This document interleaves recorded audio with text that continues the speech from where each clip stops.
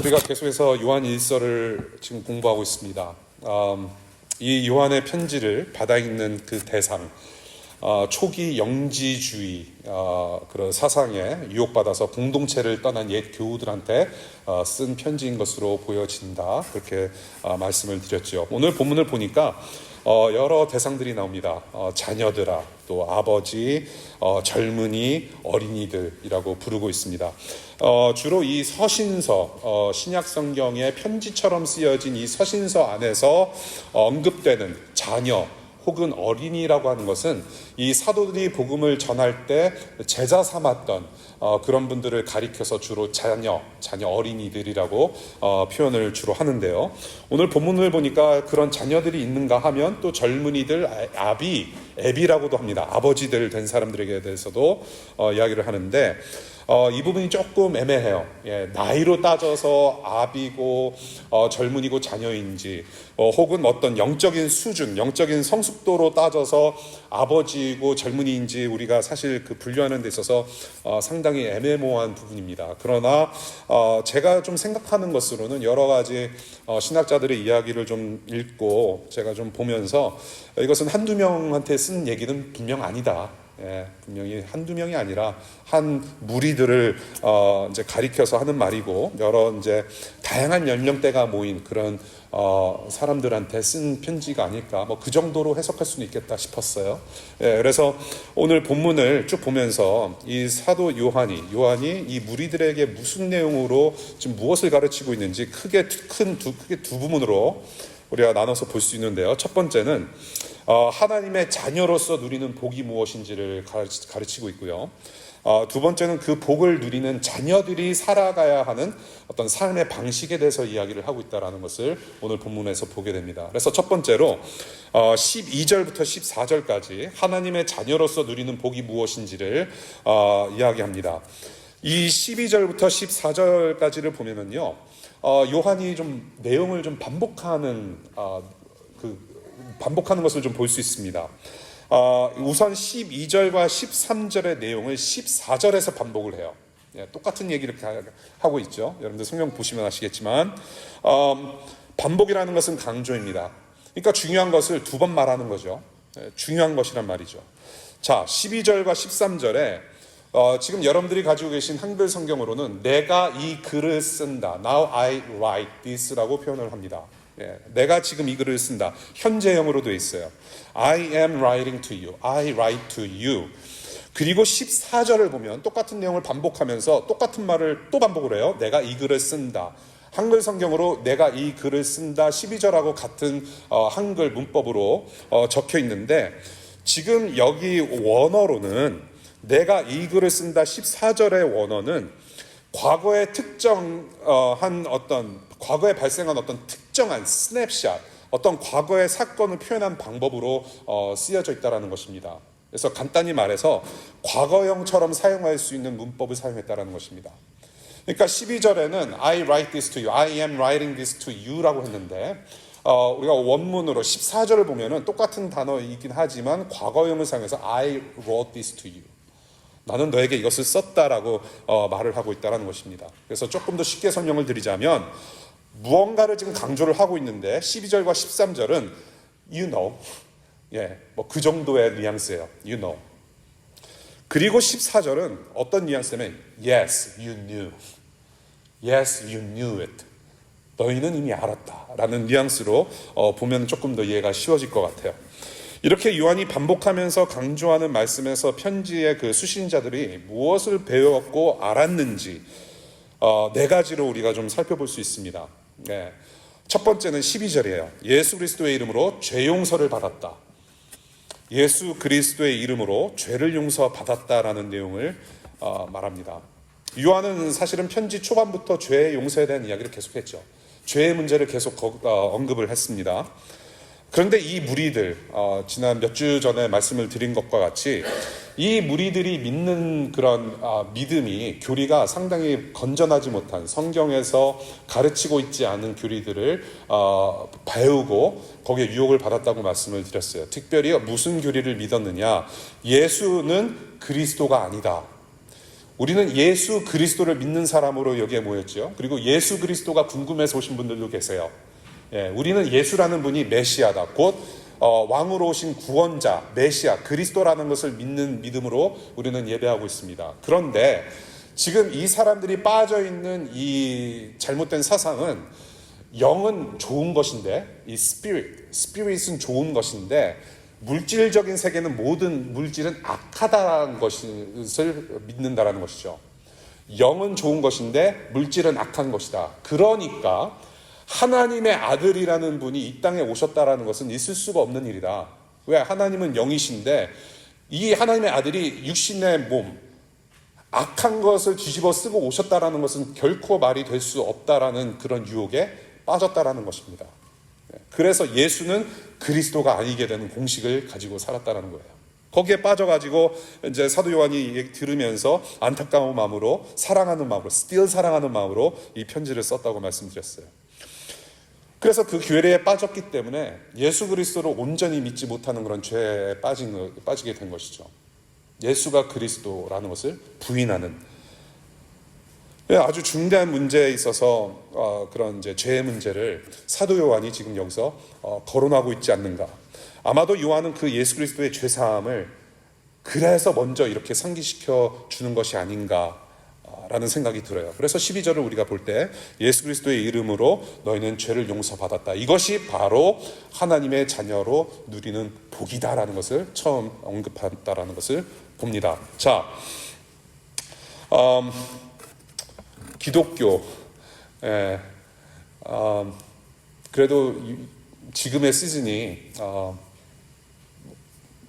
4월 혹은 3월 부활절이나 또 요즘 성탄절이라는 어떤 시즌에 가장 많이 주목을 받는, 기독교가 가장 많이 주목을 받는 시기가 아닌가 싶어요. 우리가 기독교라는 것을 대했을 때 처음 대하신 분들 상당히 거부감이 드셨을 수도 있을 거였고, 그렇죠? 그러셨을 거예요. 그리고 또 여러 가지 궁금증도 많고, 조금 더 들어가자면 기독교에서 자꾸 죄에 대해서 얘기하고 자꾸 양심을 찌르는 말을 하는 거에 대해서 살짝 마음이 좀 불편한 감도 없지 않아 있고, 그런 것이 기독교의 모습은 다가 아니라는 것을 좀 말씀을 드리고 싶어요. 그러나 매우 중요한 문제다라는 거. 매우 중요하기 때문에 기독교는 죄를 이야기할 수밖에 없다라는 것을 여러분들이 좀 아시면 좋겠어요. 거룩하신 하나님과 멀어진 것 자체를 우리는 죽음이라고 표현합니다. The death is the separation from God, the life. 죽음이라는 것은 거룩하신 하나님, 생명 되신 하나님과 떨어졌다, 단절되었다는 것을 우리는 주로 죽음이라고 표현을 하죠. 그 죽음의 원인은 무엇이냐? 죄 때문이라고 얘기를 해요. 성경은 우리의 죄 때문이다. 그런데 예수 그리스도께서 하나님과 저와 여러분들, 하나님과 우리 사이에 놓인 그 죄라는 걸림돌과 그 걸림돌과 함께 죄에 대한 대가, penalty, punishment, 죄와 그 대가를 예수님이라는 분이 한꺼번에 치워주셨어요. 그게 바로 예수님께서 하신 일이에요. 그것이 치워지니까 어떻게 됩니까? 우리가 하나님을 만날 수 있게 됐다는 거예요. 생명의 하나님이신 하나님을 만남으로 우리가 생명을 얻게 되었다. 주로 기독교에서 말하는 생명은 영생이라고 표현하지 않습니까? 영원한 생명의 줄임말이 영생이에요. Eternal life. 근데 우리가 성경을 읽으실 때 여러분들이 이제 주님께서 직접 말씀하시거나 주로 성경에서 우리가 생명이라는 단어를 읽고 들을 때 이 생명은 단기간 어떤 듀레이션이 있는 그런 기간제 생명이 아니라 영생을 말하고 있구나라고 들으시면 돼요. 하나님의 존재 자체는 영원하신 거죠. 영원이에요. Eternal life라고 얘기했을 때 하나님의 생명은 영원한 생명이다. 그래서 사실은 우리가 이 생명이라고 얘기했을 때 eternal이라고 하는 수식어가 사실은 필요가 없어요. 하나님의 생명은 life예요. 영원한 생명. 그 생명을 우리가 갖게 되었다는 것입니다. 왜? 어떻게 해서? 예수님이 죄라는 걸림돌을 치워주시고 우리가 받아야 될 대가, 죄의 대가를 대신 치러주셨기 때문에. 그래서 우리가 하나님을 다시 만나서 사랑하는 사람들로 예수님을 닮은 모습으로 영원히 생명을 갖고 살 수 있게 되었다. 바로 예수님 때문이다라는 것을 우리가 성경에서 우리가 보게 되죠. 바로 이 예수가 저와 여러분 대신 십자가에서 벌을 받으시고 우리의 죄를 용서하셔서 하나님을 만나게 하신 사건이 바로 기독교에서 말하는 복음이라는 사건입니다. 복음, 기쁜 소식. 사도행전 10장 43절을 보면 그를 믿는 사람은 누구든지 그의 이름으로 죄사함을 받는다라고 얘기를 해요. 그 죄 용서를 너희는 이미 받았다. 지금 사도 요한이 떨어져 나간 그 무리들을 향하여서 You knew this. You know and you knew this. You are forgiven by Christ. 너희는 죄 용서를 이미 받았다. 요한이 당시 예국 교우들과 지금의 우리에게 이 복음의 핵심을 지금 상기시켜주고 있어요. 굉장히 중요한 문제, 중대한 문제를 상기시켜주고 있는 것이죠. 저는 여러분들이 이 죄 용서의 선물을 반드시 받으실 수 있기를 바랍니다. 예, 복음의 핵심을 오늘 본문에서 복음의 핵심 하나를 찾는다고 한다면 바로 이 문장이 될 거예요. 죄 용서를 받았다라는 거. You are forgiven. 그것을 누리실 수 있기를 바랍니다. 두 번째, 자녀가 누리는 복. 13절과 14절에 반복해서 사도 요한은 이렇게 말합니다. 시작부터 계신 분은 너희가 알고 있다. 태초부터 너희는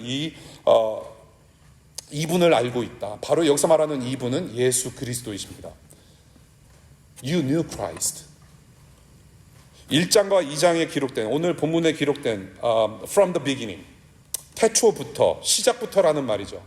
이것은 창세기 1장 1절에 in the beginning이 아니라 예수님께서 성육신이 나셔서 사람의 몸을 입고 오신 때, 예수 그리스도의 복음이 처음 들려진 때라고 말씀을 드렸죠. From the beginning.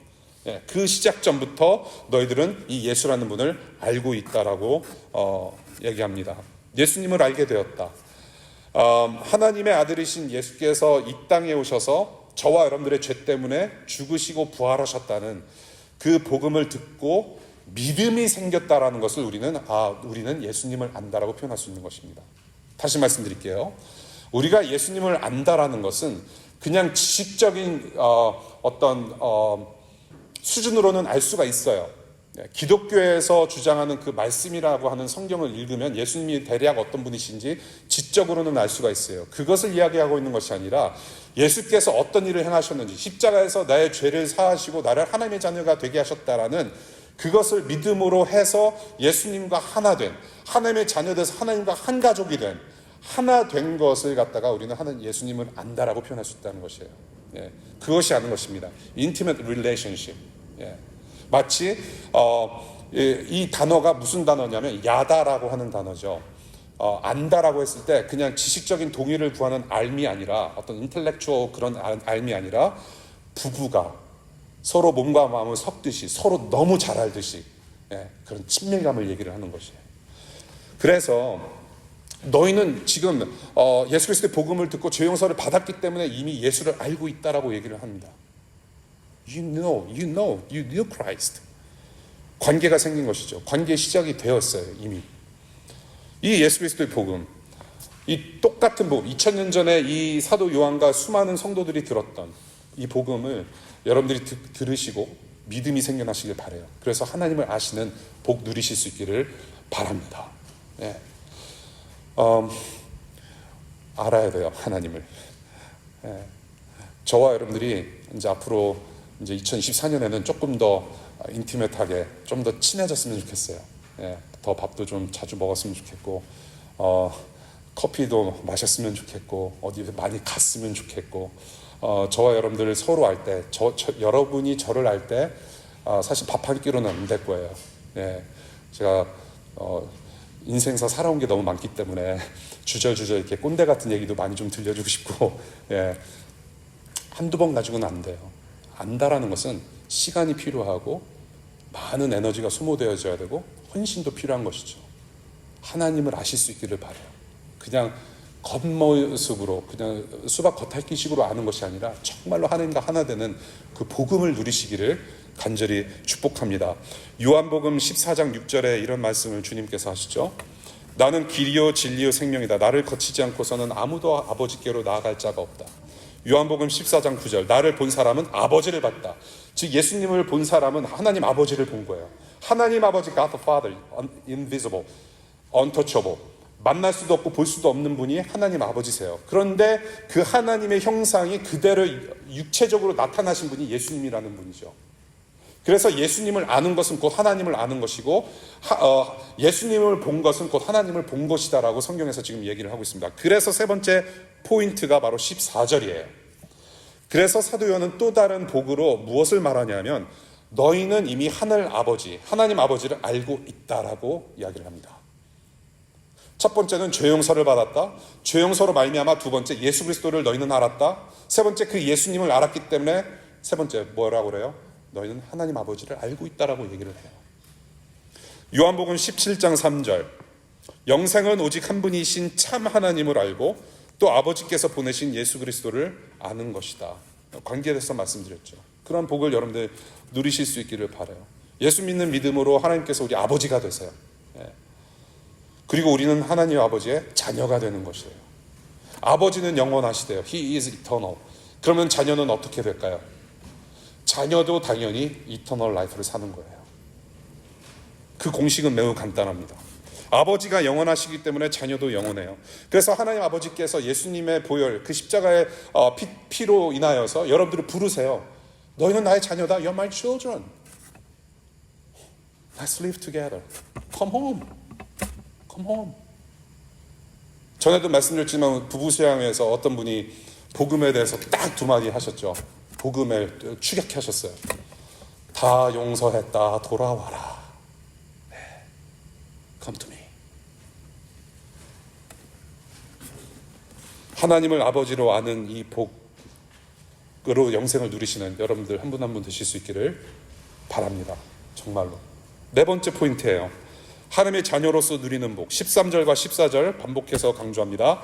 너희는 이미 악한 자를 이겼다라고 가르칩니다. 너희는 이미 약한 자를 이겼다. 저와 여러분들이 예수님 때문에 하나님의 자녀가 됐어요.